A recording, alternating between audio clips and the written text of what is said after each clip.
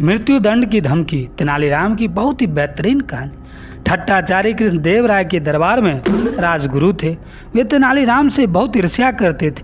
उन्हें जब भी मौका मिलता तो वो तेनालीराम के विरुद्ध राजा के कान भरने से चूकते नहीं थे।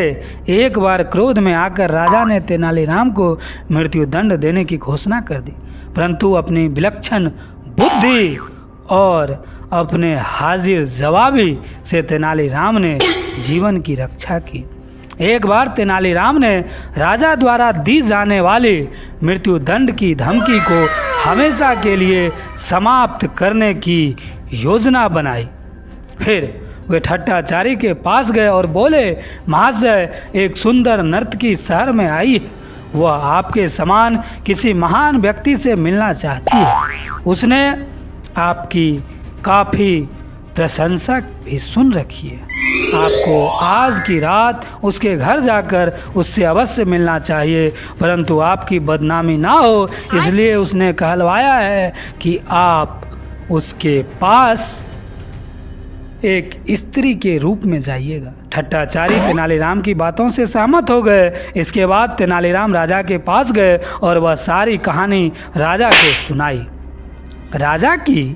राजा जब कहानी सुने तो उन्हें के अनेक पत्नी थे तथा फिर भी वो एक नई पत्नी चाहते थे, अतः वे भी स्त्री के रूप में उस नर्तकी से मिलने के लिए तैयार हो गए। शाम होते ही तेनालीराम ने उस भवन की सारी बत्ती बुझा दी जहां उसने राजगुरु और राजा को बुलाया था। स्त्री वेश में ठट्टाचार्य पहले से पहुंचे थे और अंधेरे कक्ष में जाकर बैठ गए। वहीं प्रतीक्षा करते हुए उन्हें पायल की झनकार सुनाई दी। उन्होंने देखा कि एक स्त्री ने कमरे में प्रवेश किया, परंतु अंधेरे के कारण उसका चेहरा ठीक से नहीं देख पाए। वास्तव में राजगुरु जिसे स्त्री समझ रहे थे वह स्त्री नहीं बल्कि राजा ही थे और वार्तालाप शुरू करने की प्रतीक्षा कर रहे थे।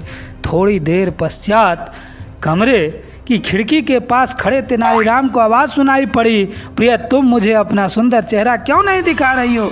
ठट्टाचार्य मर्दाना आवाज़ में बोले। राजा ने राजगुरु की आवाज़ पहचान ली। फिर क्या था और बोले, राजगुरु, आप यहाँ क्या कर रहे हो? राजगुरु ने राजा की आवाज़ पहचान ली। शीघ्र ही दोनों समझ गए कि तेनालीराम उन्हें मूर्ख बनाया।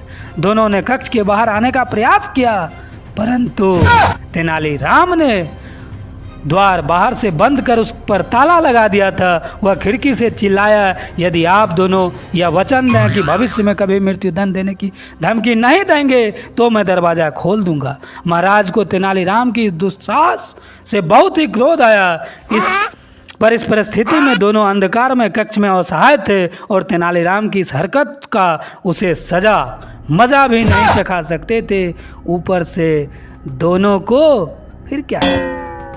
को बदनामी का डर अलग लग रहा था और दोनों के पास अब कोई रास्ता भी नहीं होता था, इसलिए दोनों ने ही तेनालीराम की बात मान ली। साथियों, अगर ये कहानी आपको अच्छी लगी हो तो हम इसी प्रकार के अनेकों वीडियो बनाए हैं। अगर अच्छा लगा हो साथियों तो चैनल को सब्सक्राइब कीजिए। आपके प्यार और समर्थन के लिए हम आजीवन आप